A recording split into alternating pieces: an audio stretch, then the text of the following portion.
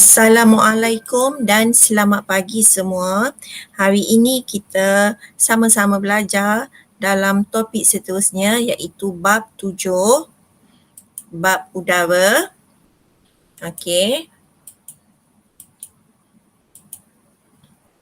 Subtopik 7.1 iaitu komposisi udara.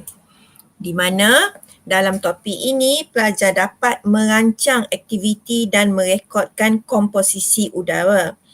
Pelajar juga dapat mencerakinkan komposisi udara daripada carta pai.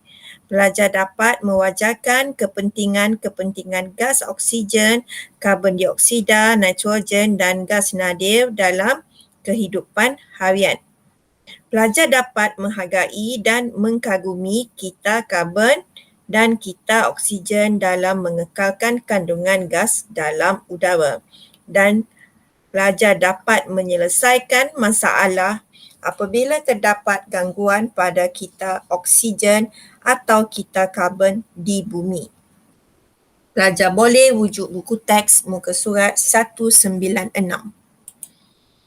Di mana kita tahu dalam udara ialah campuran beberapa jenis gas iaitu nitrogen 78%, oksigen 21%, karbon dioksida 0.03% dan gas-gas nadir 0.97% seperti helium, argon, neon, xenon dan krypton. Pelajar boleh juga rujuk jadual berkala pada topik yang lalu. Komponen-komponen lain yang terdapat dalam udara ialah mikroorganisma, wap air dan habuk. Kuantiti komponen-komponen ini adalah kecil dan sering berubah bergantung pada masa dan tempat. Sebagai contoh, wap air di kawasan hutan atau selepas hujan adalah lebih banyak berbanding dengan hari panas di kawasan gurun. Jom kita tengok komposisi udara melalui carta pai. Okey, dalam udara kita, nitrogen adalah sebanyak 78%, oksigen 21%, karbon dioksida 0.03%, dan gas nadir dan bahan-bahan lain adalah 0.97%. Okey, ini adalah gambar wajah proses penyulingan. Dan proses penyulingan ini cikgu dah bincang pada topik lalu.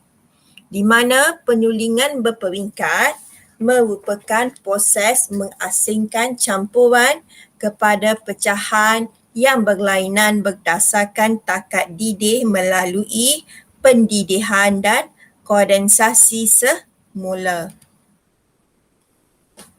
Kepentingan gas dalam kehidupan harian.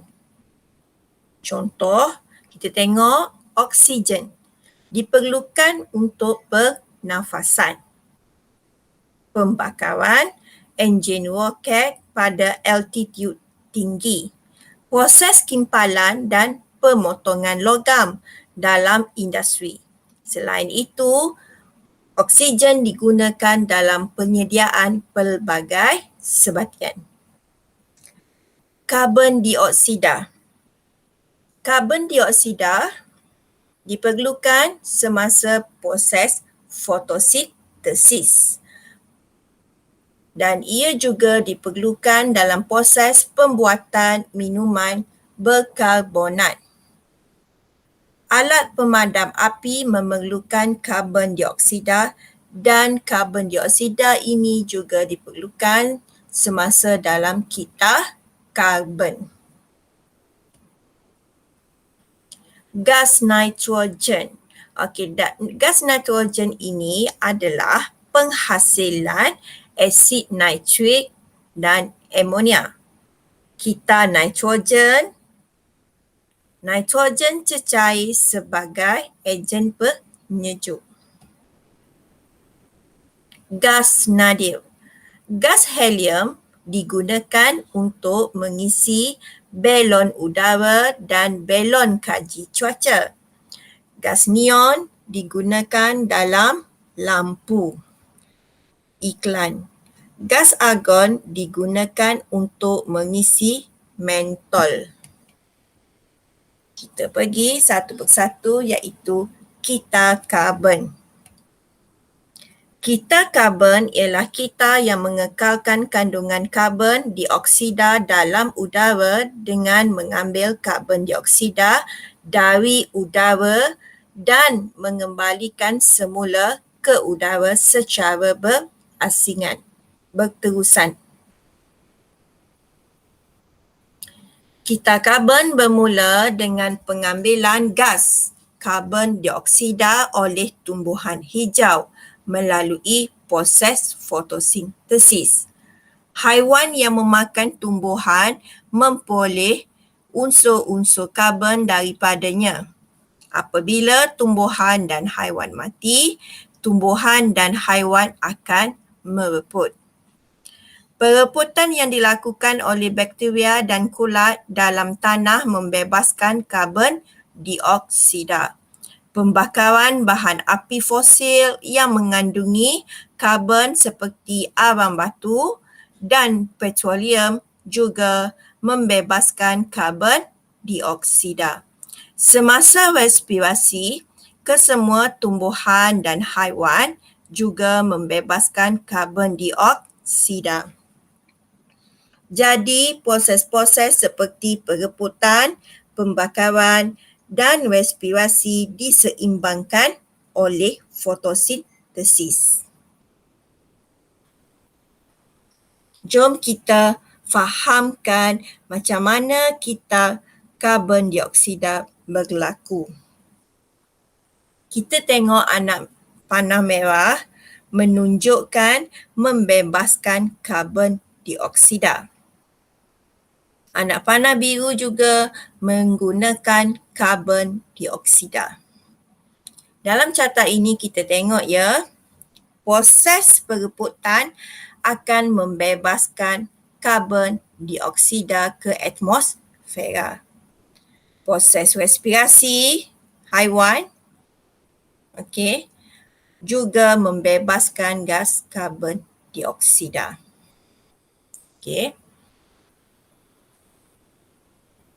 Kita tengok pembakaran bahan api juga akan membebaskan gas karbon dioksida ke udara.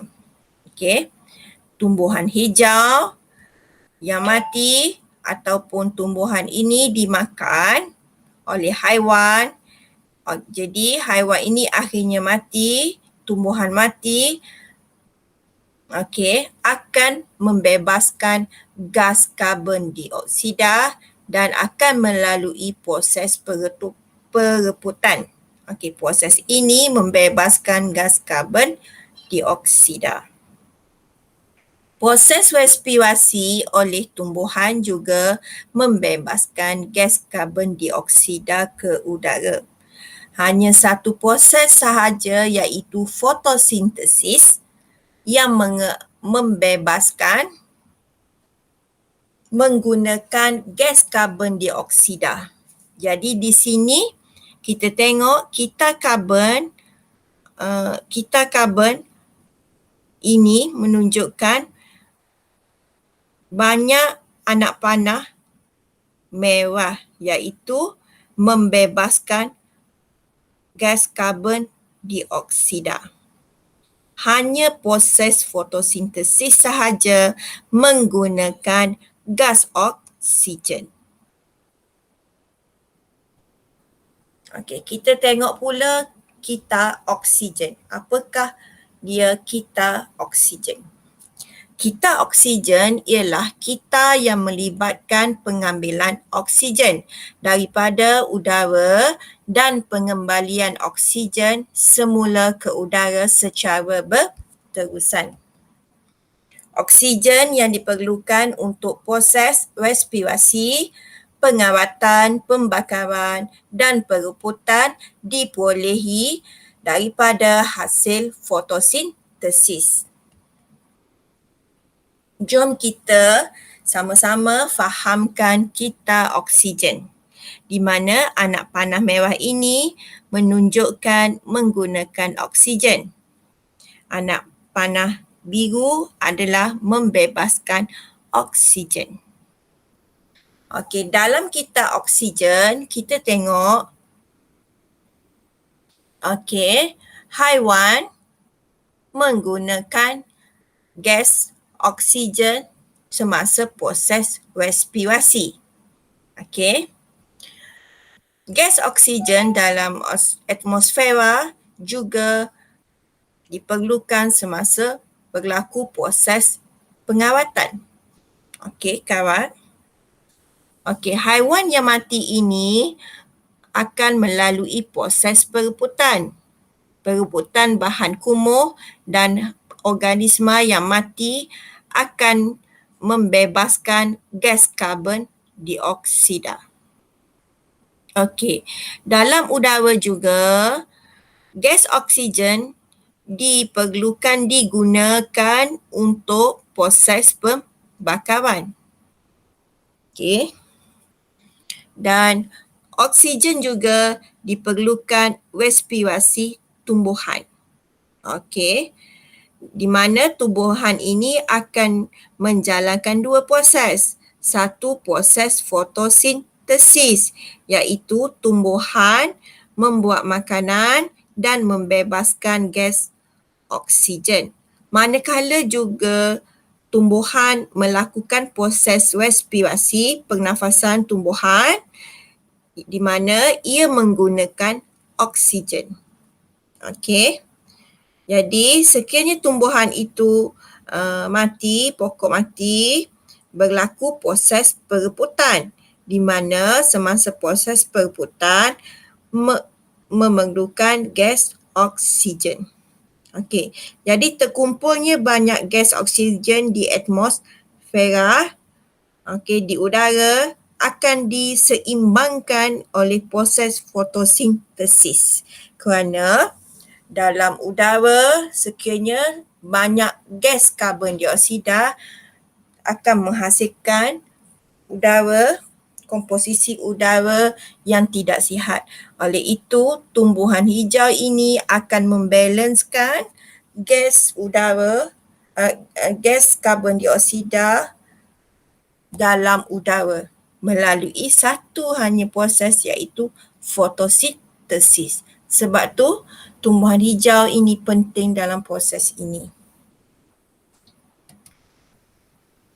Langkah-langkah mengelakkan gangguan kepada kita oksigen dan kita karbon. Contoh, alam sekitar kita kian musnah akibat daripada aktiviti manusia seperti penebangan pokok dan penggunaan racun serangga dalam pertanian secara tidak terkawal. Keadaan ini menyebabkan peningkatan gas karbon dioksida dan mengganggu kitaran-kitaran semula jadi, termasuklah kita oksigen dan kita karbon. Antara kesannya kepada hidupan dan persekitaran ialah pemanasan global dan kesan rumah hijau.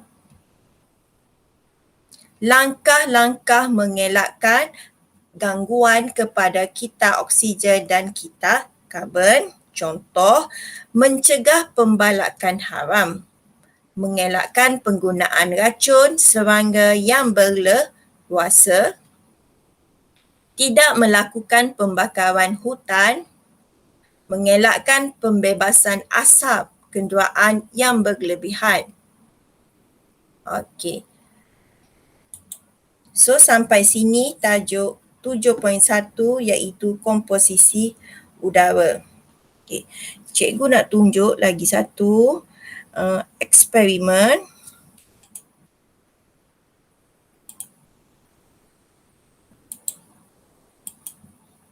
Okey.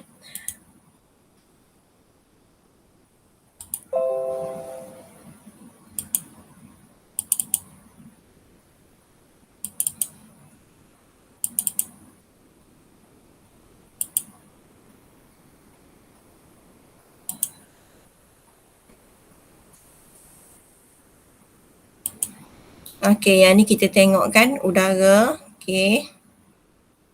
Dalam udara ni yang tadi. Okey, komposisi.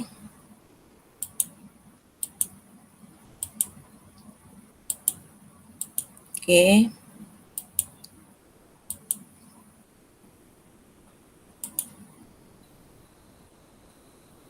Michael sedang berjoging di taman. Selepas berjoging selama 30 minit, dia berhenti dan menarik nafas panjang untuk menyedut udara pagi yang dingin dan segar. Udara, yang merupakan campuran gas-gas yang berbeza, mempunyai jisim dan memenuhi ruang.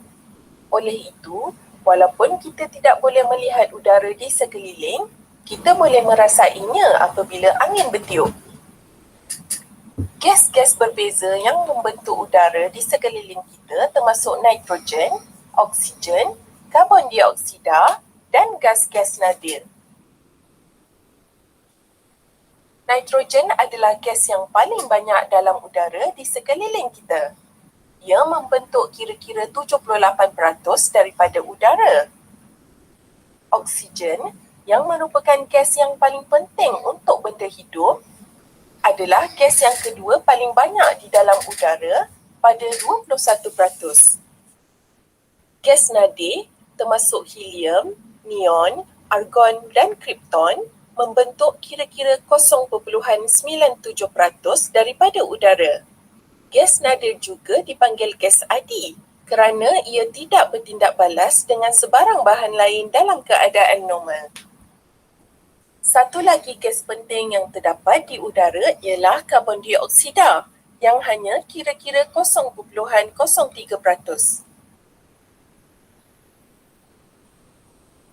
Udara juga mengandungi wap air, iaitu air dalam bentuk gas. Jumlah wap air di dalam udara amat berbeza mengikut masa dan lokasi. Sebagai contoh, udara di hutan hujan mengandungi lebih banyak wap air daripada udara di gurun. Selain daripada campuran gas-gas yang berbeza, udara juga mengandungi habuk dan mikroorganisma.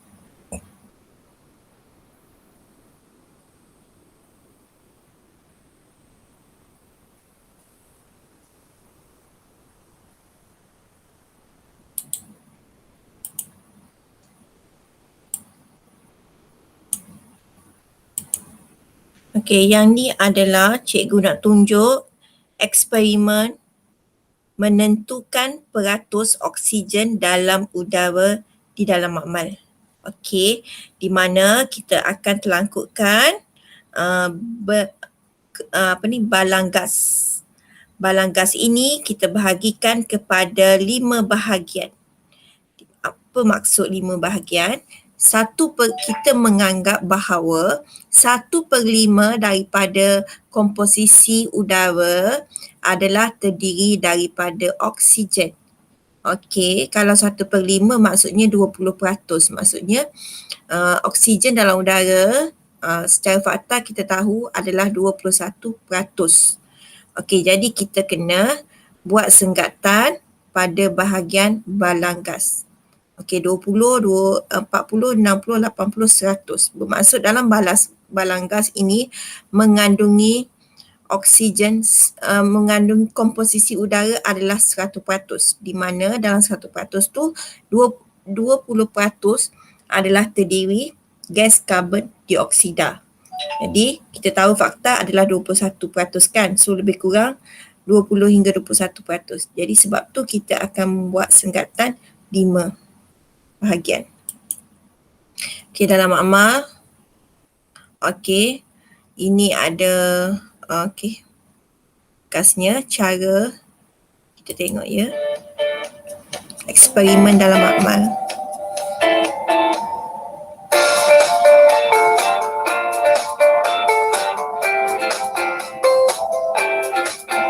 Senggatan ini kita menggunakan getah, lebih mudah.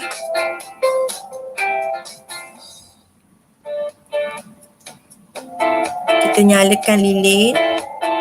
Selepas itu kita terlangkupkan semasa lilin itu menyala, dan apa yang kita tengok,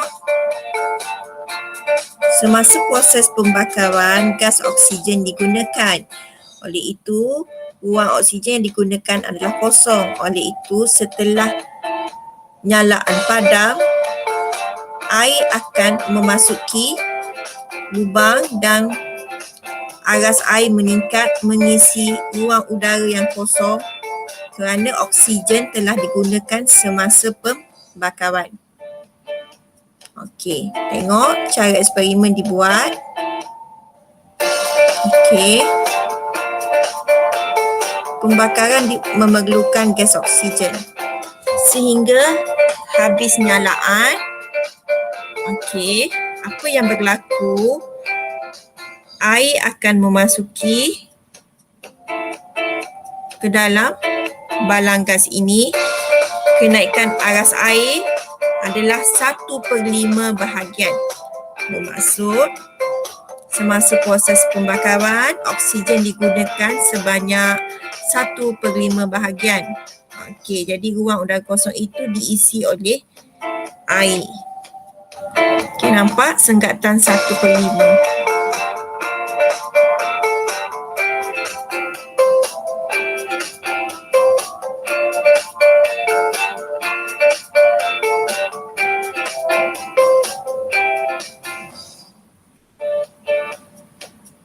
Okey. Oleh itu, setelah kita melakukan eksperimen ini, kita dapati apa yang ditulis dalam komposisi udara itu terdiri daripada 21% oksigen atau 1/5 bahagian terdiri daripada oksigen adalah benar. Okey.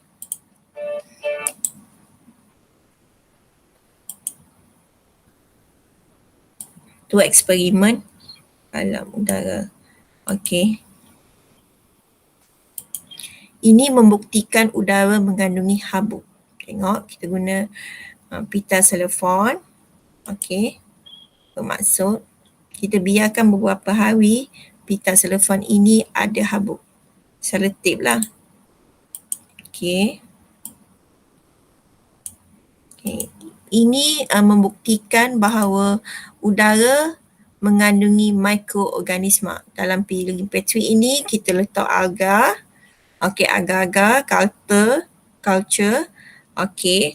Dan kita dedahkan A kita tutup, B kita dedahkan kepada udara. Beberapa hari kita akan dapat keputusan di mana B dalam piring petri ini akan berlaku pembiakan mikroorganisma, tetapi A tertutup kerana tidak terdedah kepada ruang udara. Jadi tertutup, jadi tiada pertumbuhan mikroorganisma. Okey.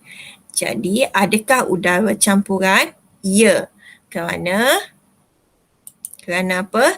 Komponennya boleh diasingkan secara fizikal melalui contohnya penyulingan berperingkat. Adakah udara campuran? Udara merupakan campuran kerana komponen udara boleh diasingkan melalui kaedah fizikal iaitu penyulingan berperingkat. Okey. Apa yang berlaku sekiranya tanpa udara? Tanpa udara? Macam mana tanpa udara? Kita perlu bekalkan, boleh hidup tak tanpa udara ni? Kita tutup plastik, kita tutup semua boleh tak? Tak boleh kan? Jadi oksigen diperlukan dalam kehidupan. Okey. Begitu sampai sini dulu video pengajaran cikgu, dan seterusnya pelajar mesti melihat tugasan seterusnya iaitu membuat nota dan juga kuizis serta latihan dalam buku SPS. Selamat belajar semua. Assalamualaikum.